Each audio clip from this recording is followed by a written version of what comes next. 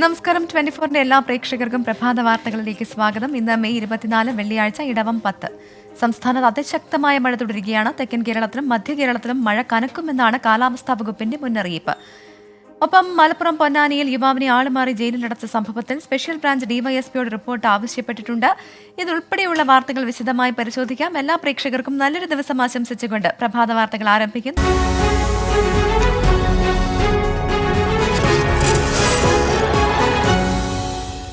വിശദമായ വാർത്തകൾ നോക്കാം. സംസ്ഥാനത്ത് ഇന്നും നാളെയും ശക്തമായ മഴ തുടരാൻ സാധ്യത. മധ്യ കേരളത്തിലും തെക്കൻ കേരളത്തിലും മലയോര മേഖലകളിലും മഴ കനക്കും. ഇന്ന് 9 ജില്ലകളിൽ മഴ മുന്നറിയിപ്പ്. പത്തനംതിട്ട, കോട്ടയം, ഇടുക്കി ജില്ലകളിൽ ഓറഞ്ച് അലർട്ട് പ്രഖ്യാപിച്ചിട്ടുണ്ട്. തിരുവനന്തപുരം, കൊല്ലം, ആലപ്പുഴ, എറണാകുളം, തൃശൂർ, പാലക്കാട് ജില്ലകളിൽ യെല്ലോ മുന്നറിയിപ്പ് നൽകിയിട്ടുണ്ട്. മഴയ്ക്കൊപ്പം ശക്തമായ കാറ്റിനും ഇടിമിന്നലിനും സാധ്യതയുള്ളതിനാൽ പൊതുജനങ്ങൾ ജാഗ്രത പാലിക്കണം. വിവരങ്ങളുമായി ഹരികൃഷ്ണനും വിഷ്ണു സുരേഷും ചേരുന്നുണ്ട്. ആദ്യം ഹരികൃഷ്ണനിലേക്ക് പോകുന്നു. ഹരികൃഷ്ണൻ, എങ്ങനെയാണ് സംസ്ഥാനത്ത് ഇന്ന് നൽകിയിട്ടുള്ള അലേർട്ടുകൾ? മഴ മുന്നറിയിപ്പിൽ മാറ്റമുണ്ടോ?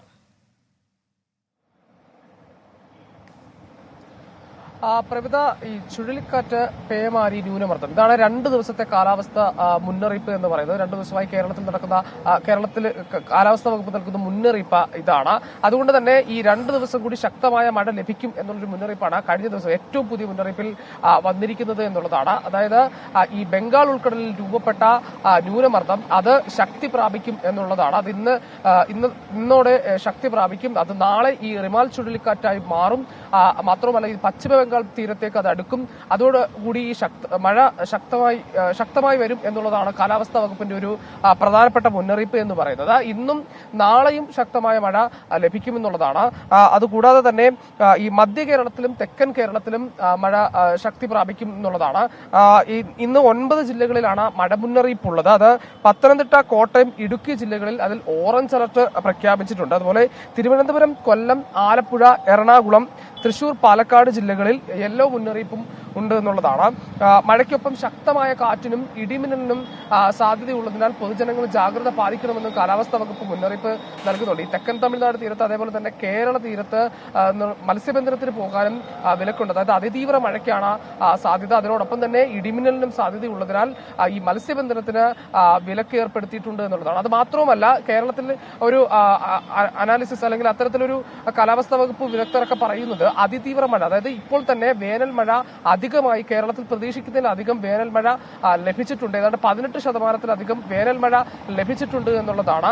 ഈ കൊല്ലം, ഇടുക്കി ജില്ലകളിലൊക്കെയും പ്രതീക്ഷിച്ചതിനേക്കാളും അധികം മഴ ലഭിച്ചിട്ടുണ്ട്. ബാക്കി തിരുവനന്തപുരം മുതലുള്ള എല്ലാ ജില്ലകളിലും ആ തരത്തിൽ വേനൽ മഴ അധികമായി ലഭിച്ചിട്ടുണ്ടെന്നുള്ളൊരു അനാലിസിസ് കൂടി കാലാവസ്ഥാ വകുപ്പ് മുന്നോട്ട് വെക്കുന്നുണ്ട്. ഏതായാലും പൊതുജനങ്ങൾ ജാഗ്രത പാലിക്കണമെന്ന് തന്നെയാണ് കാലാവസ്ഥാ വകുപ്പും അറിയിക്കുന്നത്. മുഖ്യമന്ത്രി തന്നെയും ഇന്നലെ ഈ കുറഞ്ഞ സമയത്തിനുള്ളിൽ അതിതീവ്ര മഴ ലഭിക്കാനുള്ള സാധ്യതയുണ്ട്, അതുകൊണ്ട് ഒരു മുന്നറിയിപ്പ് ഈ ഇത്തരത്തിൽ ജാഗ്രത പാലിക്കണമെന്ന് മുഖ്യമന്ത്രി തന്നെ പറയുകയുണ്ടായി. ഏതായാലും ഈ അടുത്ത 2 ദിവസങ്ങളിൽ കൂടി കേരളത്തിന്റെ മലയോര മേഖലകളിൽ അതേപോലെ തന്നെ മധ്യമേഖലയിൽ തെക്കൻ കേരളത്തിലെല്ലാം തന്നെ ഇത്തരത്തിൽ മഴ ലഭിക്കും, അതിതീവ്ര മഴ ലഭിക്കും എന്ന് തന്നെയാണ് കാലാവസ്ഥാ വകുപ്പ് നൽകുന്ന പ്രധാനപ്പെട്ട മുന്നറിയിപ്പ്.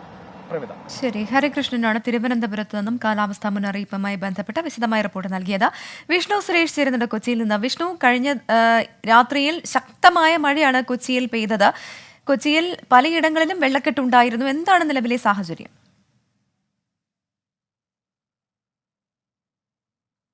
പ്രവിത, ഇത്തവണ ഇന്നും യെല്ലോ അലേർട്ടാണ് നിലവിൽ ജില്ലയിൽ പ്രഖ്യാപിച്ചിരിക്കുന്നത്. വലിയ പ്രതിസന്ധികൾ നേരിടുന്നു, പ്രധാനമായും വെള്ളക്കെട്ടുമായി ബന്ധപ്പെട്ടാണ്. പക്ഷേ ഒരു ആശ്വാസമുള്ള കാര്യം, ഒരു അരമണിക്കൂർ മഴ മാറി നിൽക്കുമ്പോൾ വെള്ളക്കെട്ട് ഇറങ്ങിപ്പോകുന്നു എന്നുള്ളതാണ്. ഈ മഴക്കാലപൂർവ്വ ശുചീകരണങ്ങളെല്ലാം തന്നെ പാളിയതാണ് ഈ ഒറ്റ മഴയിൽ പെട്ടെന്ന് വെള്ളക്കെട്ടുണ്ടാകാനുള്ള സാഹചര്യം. ഞാനിപ്പോൾ ഉള്ളത് ഇടപ്പള്ളി ഭാഗത്താണ്. കഴിഞ്ഞ ദിവസങ്ങളിലെല്ലാം ഒറ്റ മഴയിൽ ഈ ഇടപ്പള്ളിയിൽ വലിയ രീതിയിൽ വെള്ളക്കെട്ട് രൂപപ്പെട്ടിരുന്നു. ആ വെള്ളക്കെട്ട് ഇപ്പോഴും ഇറങ്ങിയിട്ടില്ല. പ്രധാനമായും ഇവിടെ ഈ റോഡ് പണി ഉൾപ്പെടെ നടക്കുന്നതാണ് അതിൻ്റെ പ്രതിസന്ധിയായി മനസ്സിലാക്കുന്നത്. ഈ ഇടപ്പള്ളിക്ക് പുറമെ സൗത്ത്, നോർത്ത്, അതോടൊപ്പം തന്നെ കലൂര് മേഖലകളിലും വെള്ളക്കെട്ടുകളുണ്ട്. ഇടവഴികൾ കേന്ദ്രീകരിച്ച അല്ലെങ്കിൽ ആ പ്രദേശങ്ങൾ കേന്ദ്രീകരിച്ച വെള്ളക്കെട്ടുണ്ട്. താഴ്ന്ന പ്രദേശങ്ങളിൽ താമസിക്കുന്ന ആളുകൾ അവരുടെ വീടുകളിൽ വെള്ളം കയറുന്ന ഒരു സാഹചര്യം ഇന്നലെയൊക്കെ ഉണ്ടായിരുന്നു. ഞാൻ നേരത്തെ സൂചിപ്പിച്ചതുപോലെ മഴ മാറി നിൽക്കുമ്പോൾ വെള്ളം പെട്ടെന്ന് ഇറങ്ങിപ്പോകുന്നു എന്നുള്ളത് മാത്രമാണ് ഒരു ആശ്വാസമായുള്ളത്. നിലവിൽ ഇതുമായി ബന്ധപ്പെട്ട് അടിയന്തര യോഗങ്ങൾ ചേരുന്നതിന് വലിയ പ്രതിസന്ധികൾ സർക്കാർ നേരിട്ടു എന്നുള്ളതാണ് ഇന്നലെ ഈ മഴക്കാല പൂർവ്വ ശുചീകരണത്തിൽ വലിയ വീഴ്ച സംഭവിച്ചിട്ടുണ്ടോ എന്ന ചോദ്യത്തിന് ചോദ്യത്തിന് മന്ത്രി പി രാജീവ് മറുപടി നൽകിയത്. അത്തരം പ്രതിസന്ധി സർക്കാരും നേരിടുന്നുണ്ട്. അതൊരു കാര്യമായ ഒരു ഒരുക്കങ്ങൾ നടത്താൻ സാധിച്ചില്ല എന്ന് സർക്കാരും സമ്മതിക്കുന്നുണ്ട്. അതിന്റെ തിക്തഫലം അനുഭവിക്കുന്നത് പക്ഷേ ജനങ്ങളാണ്. കഴിഞ്ഞ ദിവസം ഇൻഫോ പാർക്കിലും അതോടൊപ്പം തന്നെ കടവന്ത്രയിലും പനമ്പള്ളി നഗരമെല്ലാം എറണാകുളത്തെ കാഴ്ച നമ്മൾ കണ്ടതാണ്. അതിതീവ്ര വെള്ളക്കെട്ടാണ് എല്ലായിടത്തും രൂപപ്പെട്ടത്. ഈ ഓപ്പറേഷൻ ബ്രേക്ക് ത്രൂ പോലുള്ള പദ്ധതികളൊക്കെ MG റോഡിൽ കാര്യമായി ഫലവത്തായെങ്കിലും മറ്റു പ്രദേശങ്ങളിലേക്ക്, കോർപ്പറേഷൻ പരിധിയിൽ തന്നെ മറ്റു പ്രദേശങ്ങളിലേക്ക് എത്തിയിട്ടില്ല. ഈ തൃക്കാക്കര നഗരസഭാ പരിധിയിലും കാലവർഷം എത്തും മുൻപുള്ള വേനൽ മഴ വലിയ രീതിയിൽ കൊച്ചി നഗരത്തെ ബാധിക്കുന്നു എന്നുള്ളതാണ് വിഷ്ണു സുരേഷ് നൽകുന്ന വിവരം. ഇന്നലെ തുടങ്ങിയ മഴ കൊച്ചിയിൽ ഇപ്പോഴും തുടരുകയാണ്. ചെറിയ മഴയിൽ പോലും വെള്ളക്കെട്ട് രൂപപ്പെടുന്ന സാഹചര്യമുണ്ട്. അതാണ് കൊച്ചിയിൽ നിന്നുള്ള വിവരങ്ങൾ. കൊച്ചി നഗരത്തിലെ വെള്ളക്കെട്ട് സംബന്ധിച്ച ഹർജി ഹൈക്കോടതി ഇന്ന് വീണ്ടും പരിഗണിക്കും. മുല്ലശ്ശേരി കനാലിന്റെ നവീകരണം, സൌത്ത് റെയിൽവേ സ്റ്റേഷനിൽ നിന്ന് കായലിലേക്കുള്ള കാനയുടെ നിർമ്മാണം, ഹൈക്കോടതിയുടെ സമീപത്തെ വെള്ളക്കെട്ട് നീക്കാനുള്ള നടപടികൾ എന്നിവ സംബന്ധിച്ച റിപ്പോർട്ട് ഇന്ന് സമർപ്പിക്കാൻ കളക്ടറോട് കോടതി നിർദ്ദേശിച്ചിരുന്നു. ഹൈക്കോടതി നിയോഗിച്ച എമിക്കസ് ക്യൂറിയോടും പരിശോധന നടത്തി റിപ്പോർട്ട് നൽകാൻ നിർദ്ദേശിച്ചിട്ടുണ്ട്. കനത്ത മഴയിൽ നഗരത്തിലെ താഴ്ന്ന പ്രദേശങ്ങളിൽ ഇന്നലെയും വെള്ളക്കെട്ട് രൂക്ഷമായിരുന്നു. തൃശൂരിലെ സാഹചര്യം എന്താണെന്ന് നോക്കാം. തൃശൂരിൽ വെള്ളക്കെട്ടിന് താൽക്കാലിക പരിഹാരമായെങ്കിലും മഴ ശക്തമായി തുടരുകയാണ്. നഗരത്തിൽ ഇന്നലെ രാത്രി കനത്ത മഴയാണ് പെയ്തത്. Ikkandawarrier road, Viyyur power station എന്നിവിടങ്ങളിൽ വെള്ളക്കെട്ട് രൂപപ്പെട്ടു. മഴക്കാലപൂർവ്വ ശുചീകരണ പ്രവർത്തനങ്ങൾ ശക്തമാക്കാൻ സബ് കളക്ടറെ കളക്ടർ VR കൃഷ്ണതേജ ചുമതലപ്പെടുത്തിയിട്ടുണ്ട്. യുദ്ധകാലാടിസ്ഥാനത്തിൽ പ്രവൃത്തികൾ പൂർത്തിയാക്കാനാണ് നീക്കം. വിവരങ്ങളുമായി സൂരജ് സജി ചേരുന്നുണ്ട് തൃശൂരിൽ നിന്ന്. Sooraj, good morning. തൃശൂരിൽ ഇപ്പോൾ മഴ പെയ്യുന്നുണ്ടോ? വെള്ളക്കെട്ടിന് ഏതെങ്കിലും തരത്തിൽ ശമനമുണ്ടോ? എന്താണ് വിവരങ്ങൾ? പ്രവിധ, തൃശ്ശൂരിൽ മഴ താൽക്കാലികമായി വിട്ടുനിൽക്കുന്ന ഒരു സാഹചര്യമാണുള്ളത്. ഇന്നലെ രാത്രി തന്നെ നല്ല മഴയാണ് പെയ്തത്. പക്ഷേ ഇപ്പോൾ രാവിലെ മഴ മാറി നിൽക്കുന്ന ഒരു സാഹചര്യമാണുള്ളത്. പക്ഷേ ഈ പ്രധാന റോഡുകളിലെല്ലാം തന്നെ ഇന്നലെ രാത്രിയെല്ലാം തന്നെ വലിയ രീതിയിലുള്ള വെള്ളക്കെട്ട്, അത് ഇക്കണ്ടവാര്യർ റോഡാകട്ടെ, വിയ്യൂർ പവർ സ്റ്റേഷന് സമീപമാകട്ടെ, അവിടെയെല്ലാം തന്നെ വലിയ വെള്ളക്കെട്ട് രൂപപ്പെടുന്ന ഒരു സാഹചര്യം ഉണ്ടായിരുന്നു. എന്തായാലും ഈ നഗരത്തെ സംബന്ധിച്ച് നഗരത്തിലെ വെള്ളക്കെട്ട് പരിഹരിക്കുന്നതിന് അടിയന്തര നടപടികളുമായി ജില്ലാ ഭരണകൂടം മുന്നോട്ട് പോവുകയാണ്. ഇന്നലെ തദ്ദേശ സ്ഥാപനങ്ങളുമായെല്ലാം തന്നെ ചർച്ചകൾ നടത്തിയിരുന്നു. ഇതിന്റെ അടിസ്ഥാനത്തിൽ എവിടെയൊക്കെയാണ് പ്രശ്നബാധിത പ്രദേശങ്ങളായുള്ളത്, വെള്ളക്കെട്ടും അതുപോലെ തന്നെ ഈ ജലനിരപ്പ് ഉയരാൻ സാധ്യതയുള്ള മേഖലകൾ, അവിടെയെല്ലാം തന്നെ അടിയന്തരമായ ഇടപെടൽ നടത്തുക എന്നുള്ളതാണ് തീരുമാനിച്ചിട്ടുള്ളത്. അതോടൊപ്പം തന്നെ തൃശ്ശൂരിനെ സംബന്ധിച്ച് കോൾപ്പാടങ്ങളും ബണ്ടുകളും അനവധിയുള്ള ഇടങ്ങളാണ്. അവിടെയെല്ലാം തന്നെ അതാത് മേഖലകളിലെ കമ്മിറ്റികളുണ്ട്. ഇത് ചുമതല കമ്മിറ്റികളുണ്ട്. ആ കമ്മിറ്റികൾ തന്നെ ഇതിന്റെ തൽസ്ഥിതി പരിശോധിച്ച് ആവശ്യമായ തുടർ നടപടികൾ സ്വീകരിക്കാനാണ് കളക്ടർ നിർദ്ദേശം നൽകിയിരിക്കുന്നത്. ഇതിന്റെ അടിസ്ഥാനത്തിൽ കൂടി ഈ വെള്ളം ഉയരാത്ത തരത്തിലുള്ള നിയന്ത്രണങ്ങളിലേക്ക് കാര്യങ്ങൾ കൊണ്ടുപോകാനാണ് ശ്രമിക്കുന്നത്. എന്തായാലും തൃശ്ശൂരിൽ രാവിലെ മഴ വിട്ടു നിൽക്കുന്നു. പക്ഷേ ഗ്രാമീണ മേഖലകളിൽ മഴയുണ്ട് എന്നുള്ളതാണ് നമുക്ക് മനസ്സിലാക്കാൻ കഴിയുന്നത്. അതോടൊപ്പം തന്നെ മലയോര മേഖലകൾ, പ്രത്യേകിച്ച് അതിരപ്പള്ളിയിൽ ശക്തമായ മഴയാണ് പെയ്യുന്നത്. വനത്തിനുള്ളിൽ പോലും നല്ല രീതിയിൽ മഴ പെയ്യുന്നു. അതിന്റെ ഭാഗമായിക്കൊണ്ട് തന്നെ പെരിങ്ങൽകുത്ത് ഡാമിലേക്കുള്ള നീരൊഴുക്കെല്ലാം തന്നെ വർദ്ധിച്ചിട്ടുണ്ട് എന്നുള്ളതാണ് നമുക്ക് മനസ്സിലാക്കാൻ കഴിയുന്ന പ്രവിധ. ശരി, സൂരജ് സജിയാണ് തൃശൂരിൽ നിന്നുള്ള വിവരങ്ങൾ നൽകിയത്. മഴ കനത്തതോടെ KIP കനാൽ കരയിൽ താമസിക്കുന്നവരുടെ ജീവിതവും ദുരിതത്തിലായി. കനാൽ തുറന്നതോടെ വീടിന് ചുറ്റും വെള്ളം നിറഞ്ഞു. കുണ്ടറ ചേരിക്കോണം സ്വദേശിനി പ്രശോഭനയുടെ വീടാണ് വെള്ളക്കെട്ടിന് നടുവിലായത്. KIP കനാൽ തുറന്നുവിട്ടാൽ പ്രശോഭനയുടെ വീടിന് ചുറ്റും വെള്ളക്കെട്ടുണ്ടാകുന്നത് പതിവാണ്. ഇപ്പോൾ മഴ കൂടി കനത്തതോടെ വീട് പൂർണ്ണമായും വെള്ളക്കെട്ടിന് നടുവിലായി. ഈ വീടിന് ചുറ്റും മതിൽക്കെട്ട് കൂടിയായതോടെ വെള്ളം ഒഴുകിപ്പോകാൻ ഇടമില്ലാതായി. കഴിഞ്ഞ 3 വർഷമായി ഇത്തരത്തിൽ വെള്ളക്കെട്ടുണ്ടാകാറുണ്ടെന്ന് പ്രശോഭിനി പറയുന്നു. കനാൽ തുറന്നതിനെ തുടർന്നാണ് കൂടുതലായിട്ടുള്ള വെള്ളം രൂക്ഷമായിട്ട് കിടക്കുന്നത്. പിന്നെ കനാലിലെ വെള്ളം ഇല്ലെങ്കിലും മഴയാണെങ്കിലും വെള്ളത്തിൻ്റെ ഒക്കെ മെമ്പറെടുത്തും മറ്റുള്ള അധികാരികളെടുത്തൊക്കെ പറഞ്ഞെങ്കിലും ഒരു നടപടി ഇവിടെ ഇതുവരെ ഉണ്ടായിട്ടില്ല. പ്രശോഭനിയും മകളും മകളുടെ 2 കൊച്ചുകുട്ടികളുമാണ് ഈ വീട്ടിൽ താമസിക്കുന്നത്. പഞ്ചായത്തിലും മറ്റും നിരവധി തവണ പരാതിപ്പെട്ടെങ്കിലും യാതൊരു നടപടിയും ഉണ്ടായില്ലെന്നും കുടുംബം പറയുന്നു. വരും ദിവസങ്ങളിൽ മഴ ശക്തമായാൽ വീടിനുള്ളിൽ വെള്ളം കയറുമെന്ന ആശങ്കയിലാണ് കുടുംബം. 24 കൊല്ലം. സംസ്ഥാന മന്ത്രിസഭാ യോഗം ഇന്ന് ചേരും. നിയമസഭാ സമ്മേളനം വിളിച്ചു ചേർക്കാൻ മന്ത്രിസഭാ യോഗം ഗവർണറോട് ശുപാർശ ചെയ്യും. ജൂൺ 10 മുതൽ ജൂലൈ അവസാനം വരെയാണ് സഭാ സമ്മേളനം ചേരാൻ ആലോചിക്കുന്നത്. സമ്പൂർണ്ണ ബജറ്റ് പാസാക്കുകയാണ് ലക്ഷ്യം. വിവരങ്ങളുമായി ഹരികൃഷ്ണൻ ചേരുന്നുണ്ട് തിരുവനന്തപുരത്ത് നിന്ന്. ഒരിക്കൽ കൂടി ഹരികൃഷ്ണൻ, ഇന്ന് മന്ത്രിസഭാ യോഗം ചേരുമ്പോൾ നിയമസഭാ സമ്മേളനം വിളിച്ചു ചേർക്കുന്നത് മാത്രമാകുമോ പ്രധാന അജണ്ട? മറ്റ് കാര്യങ്ങൾ എന്തൊക്കെയാകും ചർച്ചയാവുക? പ്രവിത, ഇന്ന് മന്ത്രിസഭാ യോഗം ചേരുന്നത്, അതായത് ഒരു ഇടവേളയ്ക്ക് ശേഷമാണ് ആ മന്ത്രിസഭാ യോഗം വിളിച്ചു ചേർക്കുന്നത്.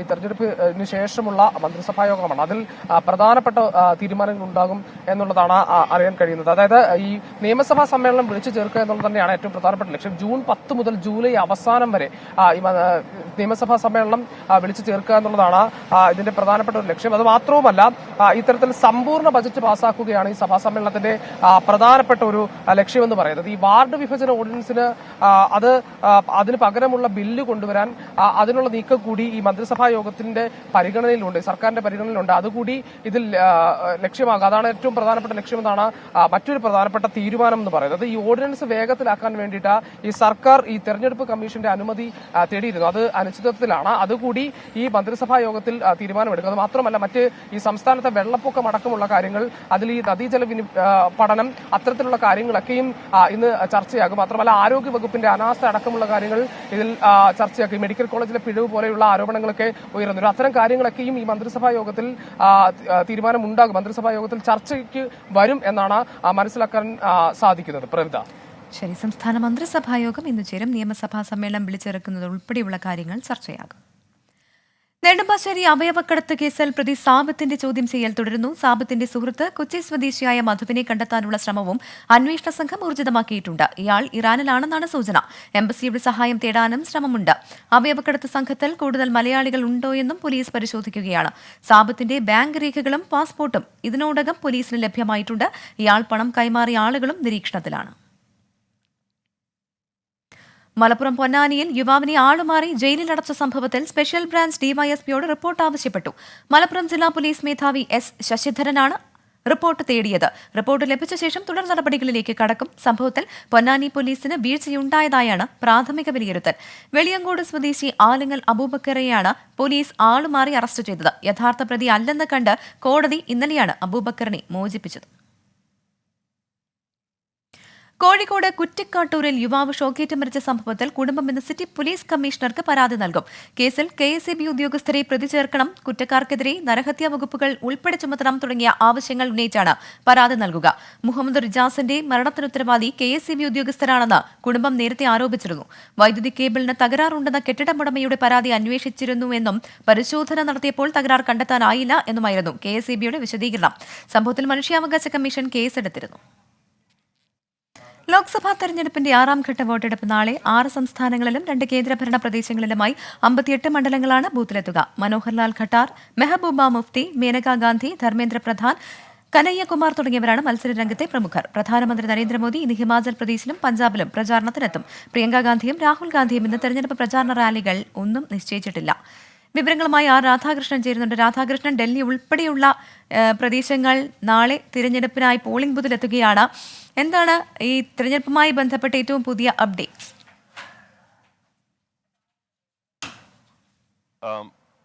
ആറാം ഘട്ടത്തിലാണ് നാളെ ഈ 58 മണ്ഡലങ്ങൾ ബൂത്തിലെത്തുന്നത്. വളരെ പ്രധാനപ്പെട്ട ഈ മണ്ഡലങ്ങളിൽ വിജയം നേടുക എന്നുള്ളത് രാഷ്ട്രീയ പാർട്ടികളെ സംബന്ധിച്ച് ഏറ്റവും അനിവാര്യമാണ്. ഡൽഹി അടക്കമുള്ള സംസ്ഥാനങ്ങളാണ് നാളെ ബൂത്തിലെത്തുന്നത് എന്നതാണ് പ്രധാനപ്പെട്ട കാര്യം. അരവിന്ദ് കെജ്രിവാളിന്റെ ജാമ്യത്തിന് ശേഷം ശക്തമായിട്ടുള്ള പ്രചരണമാണ് ഡൽഹിയിൽ നടന്നിരിക്കുന്നത്. കഴിഞ്ഞ തവണ 7 സീറ്റുകളിൽ 7ഉം വിജയിക്കാനായിട്ട് BJPക്ക് സാധിച്ചിരുന്നു. ഇത് നിലനിർത്താനായിട്ട് BJPയും 7 സീറ്റുകളും പിടിച്ചെടുക്കാനായിട്ട് ഇന്ത്യ സഖ്യവും മത്സരിക്കുന്ന ഒരു അവസ്ഥയാണ് ഡൽഹിയിൽ ഉള്ളത്. വളരെ ശക്തമായിട്ടുള്ള പ്രചരണം നടന്ന ഡൽഹിയിൽ ഈ സീറ്റുകൾ നിലനിർത്തുക എല്ലാവരെ സംബന്ധിച്ചും അഭിമാന വിഷയമായി മാറിയിരിക്കുകയാണ്. ഉഷ്ണമാണ് ഇപ്പോഴത്തെ സാഹചര്യത്തിൽ ഈ തെരഞ്ഞെടുപ്പിന് നാളെ നടക്കുന്ന പോളിംഗിന് ഭീഷണിയായിട്ട് മുന്നിലുള്ളത്. ഉഷ്ണതരംഗം നിൽക്കുന്ന പശ്ചാത്തലത്തിൽ പ്രത്യേകിച്ച് രാജസ്ഥാൻ അടക്കമുള്ള സ്ഥലങ്ങളിൽ, പഞ്ചാബ് ഉൾപ്പെടെയുള്ള മേഖലകളിൽ, ഹരിയാനയിലൊക്കെ ഏതാണ്ട് 45നും 49നും ഇടയിലായിട്ട് ചൂട് ഉയർന്നിരിക്കുന്ന ഒരു സാഹചര്യം ഉണ്ട്. അങ്ങനെ നിൽക്കുന്ന ഒരു പശ്ചാത്തലത്തിൽ ഉഷ്ണതരംഗം ഈ പോളിംഗിനെ ബാധിക്കുമോ എന്ന ഭീതി രാഷ്ട്രീയ പാർട്ടികൾക്കുണ്ട്. വോട്ടിംഗ് ശതമാനം ഉയർത്തുകയാണ് രാഷ്ട്രീയ പാർട്ടികളുടെ ലക്ഷ്യം. അതിനു വേണ്ടിയിട്ടുള്ള ശ്രമങ്ങളാണ് അവർ നടത്തുന്നത്. ഇന്ന് നിശബ്ദ പ്രചരണ ദിവസമായിട്ടുള്ള സാഹചര്യത്തിൽ എല്ലാ രാഷ്ട്രീയ പാർട്ടികളും വീടുകൾ കയറിയുള്ള പ്രചരണത്തിനാണ് കൂടുതൽ പ്രാധാന്യം നൽകുന്നത്. ഡൽഹി അടക്കമുള്ള ഇടങ്ങളിൽ ഫ്ളാറ്റുകളിലൊക്കെ ആളുകളെ കാണാൻ വേണ്ടിയിട്ട് പ്രത്യേക സംഘങ്ങളെ രൂപീകരിച്ചാണ് രാഷ്ട്രീയ പാർട്ടികൾ ഇന്ന് തന്ത്രം രൂപപ്പെടുത്തിയിരിക്കുന്നത്. പ്രധാനമന്ത്രി നരേന്ദ്രമോദി പങ്കെടുക്കുന്ന റാലികളിൽ കർഷകരുടെ ഭാഗത്തു നിന്നുള്ള പ്രതിഷേധം ഉണ്ടാകും എന്ന് മുന്നറിയിപ്പിന്റെ അടിസ്ഥാനത്തിൽ ഇന്ന് പഞ്ചാബിൽ അടക്കമുള്ള സ്ഥലങ്ങളിൽ കനത്ത സുരക്ഷയും ഏർപ്പെടുത്തിയിട്ടുണ്ട്. പ്രവിധ. ശരി, 6ാം ഘട്ട വോട്ടെടുപ്പ് നാളെ. ഡൽഹി ഉൾപ്പെടെയുള്ള സംസ്ഥാനങ്ങൾ പോളിംഗ് ബൂത്തിലെത്തും. ആർ രാധാകൃഷ്ണനാണ് വിവരങ്ങൾ നൽകിയത്. ഫേസ്ബുക്ക് പോസ്റ്റിൽ അബദ്ധം പിണഞ്ഞ കേന്ദ്രമന്ത്രി രാജീവ് ചന്ദ്രശേഖറിന് വിമർശനവും പരിഹാസവും. കേരളത്തിലെ പ്രളയത്തിൽ നിരവധി പേർക്ക് ജീവൻ നഷ്ടപ്പെട്ടു എന്നറിഞ്ഞതിൽ അതിയായ ദുഃഖം എന്ന ഫേസ്ബുക്ക് പോസ്റ്റാണ് പരിഹാസത്തിന് വഴിവെച്ചത്. UDF-ന്റെയും LDF-ന്റെയും വിവിധ നേതാക്കൾ പരിഹാസവുമായി രംഗത്തെത്തി. എന്നാൽ വിഷയത്തിൽ എന്താണ് സംഭവിച്ചത് എന്ന് രാജീവ് ചന്ദ്രശേഖർ ഇതുവരെ വ്യക്തമാക്കിയിട്ടില്ല. ഇപ്പോൾ ലഭിക്കുന്ന വാർത്തയിലേക്ക്. കടലിൽ അകപ്പെട്ട മത്സ്യബന്ധന തൊഴിലാളികളെ fisheries marine enforcement rescue team രക്ഷിച്ചു. പയ്യോളിയിൽ നിന്നും ബേപ്പൂരിൽ അറ്റകുറ്റപ്പണിക്കായി കൊണ്ടുപോയ വള്ളമാണ് കടലിൽ കുടുങ്ങിയത്. സമീർ സി മുഹമ്മദ് കോഴിക്കോട് നിന്ന് ചേരുന്നുണ്ട്. സമീർ, എപ്പോഴാണ് ഈ വെള്ളം കടലിൽ കുടുങ്ങിയത്? എന്തായാലും രക്ഷാദൌത്യം പൂർത്തിയായിട്ടുണ്ടോ?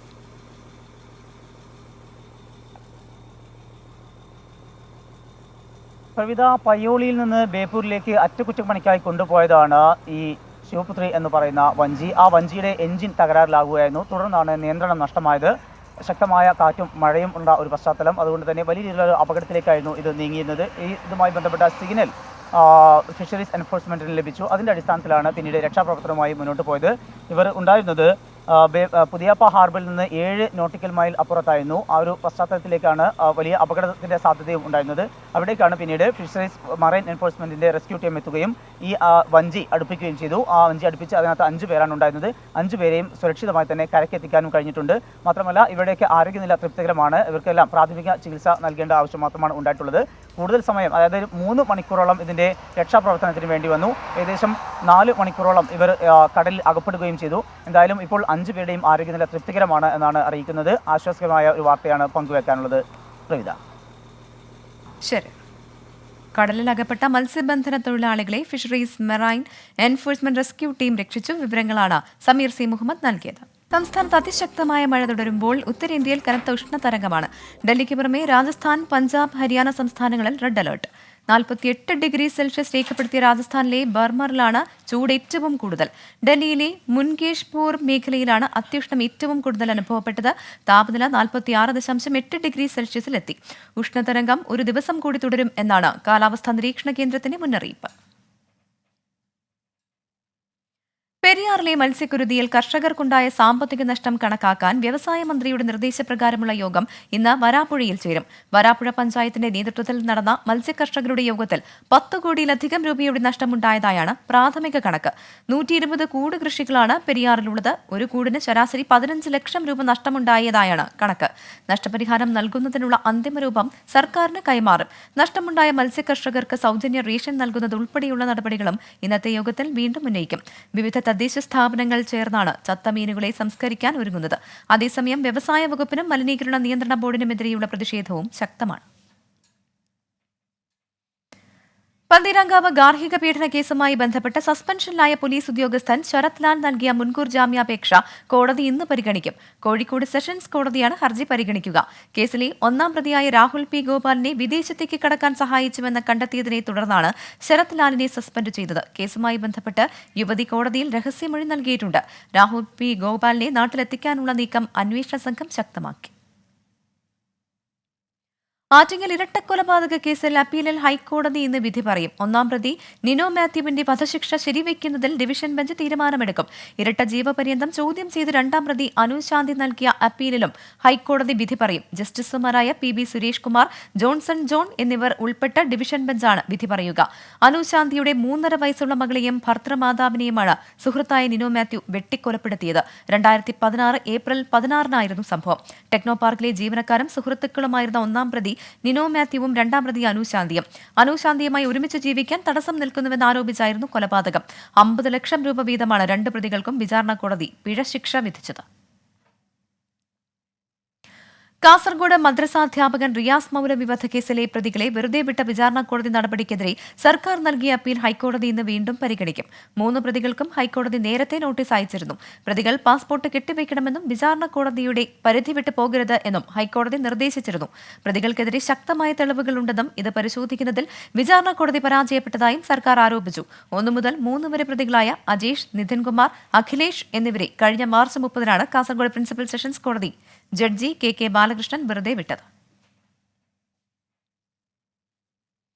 CSI ദക്ഷിണ കേരള മഹാ ഇടവക ആസ്ഥാനത്ത് നടന്ന പ്രതിഷേധത്തിൽ ഒത്തുതീർപ്പുണ്ടാകാത്തതിനെ തുടർന്ന് LMS കോമ്പൗണ്ടിന്റെ നിയന്ത്രണം തഹസിൽദാർ ഏറ്റെടുത്തു. ഇരുവിഭാഗവുമായി സബ് കളക്ടർ ചർച്ച നടത്തിയെങ്കിലും ഒത്തുതീർപ്പിലെത്താനായില്ല. ദക്ഷിണ കേരള മഹാ ഇടവക ബിഷപ്പിനെ മുൻ അഡ്മിനിസ്ട്രേറ്റീവ് സെക്രട്ടറി സഭാസ്ഥാനത്ത് നിന്ന് ഇറക്കിവിട്ടതാണ് ഇന്നലെ സംഘർഷത്തിൽ കലാശിച്ചത്. കോടതി ഉത്തരവുണ്ടെന്ന് പറഞ്ഞതായിരുന്നു നടപടി. ബിഷപ്പ് കാറിൽ പുറത്തേക്കിറങ്ങിയെങ്കിലും ഒരു വിഭാഗം വാഹനം തടഞ്ഞു. വിശ്വാസികൾ ചേരിതിരിഞ്ഞ് സംഘർഷത്തിൽ എത്തിയതോടെയാണ് സബ് കളക്ടർ ചർച്ച നടത്തി ക്രമസമാധാനം പുനഃസ്ഥാപിക്കാനുള്ള ശ്രമം നടത്തിയത്. IPL രണ്ടാം ക്വാളിഫയറിൽ ഇന്ന് രാജസ്ഥാൻ റോയൽസ് സൺറൈസേഴ്സ് ഹൈദരാബാദിനെ നേരിടും. രാത്രി 7:30 ചെന്നൈയിലാണ് മത്സരം. ചെന്നൈ ചപ്പോക്ക് സ്റ്റേഡിയത്തിൽ നിന്ന് അനിൽ വാസുദേവ് തയ്യാറാക്കിയ റിപ്പോർട്ടിലേക്ക്.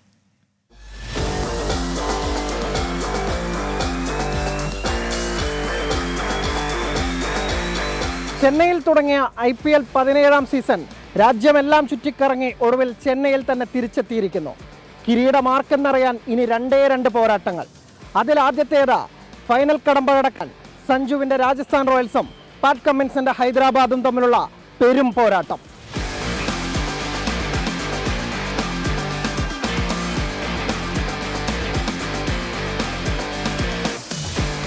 മലയാളി പയ്യൻ സഞ്ജു സാംസന് കീഴിൽ 2ാം ഫൈനലാണ് രാജസ്ഥാൻ റോയൽസിന്റെ ലക്ഷ്യം. ഇന്ന് ജയിക്കാനായാൽ 32ാം ജയത്തോടെ രാജസ്ഥാന് ഏറ്റവും കൂടുതൽ ജയങ്ങൾ സമ്മാനിച്ച ക്യാപ്റ്റൻ എന്ന റെക്കോർഡും സഞ്ജുവിന് സ്വന്തമാകും.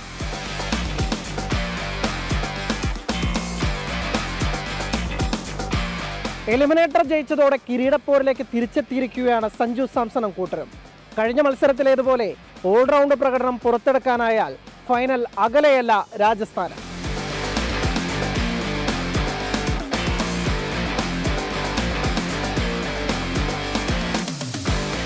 ആദ്യ ക്വാളിഫയറിൽ തോറ്റെങ്കിലും 2ാം അവസരത്തിൽ പിടിച്ചുകയറി ഫൈനലിലെത്താമെന്ന പ്രതീക്ഷയിലാണ് സൺറൈസേഴ്സ് ഹൈദരാബാദ്. ട്രാവിസ് ഹെഡും അഭിഷേക് ശർമ്മയുമെല്ലാം ഫോം വീണ്ടെടുത്താൽ ബാറ്റിംഗിൽ ആശങ്ക വേണ്ട ഹൈദരാബാദുകാർക്ക്.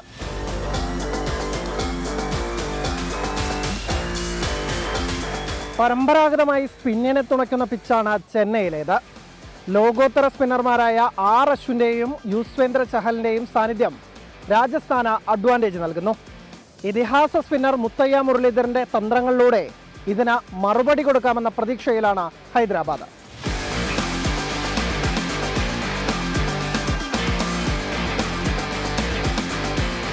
സീസണിൽ ഇതിനു മുമ്പ് ഏറ്റുമുട്ടിയപ്പോൾ 1 റൺസിനായിരുന്നു ഹൈദരാബാദിന്റെ ജയം.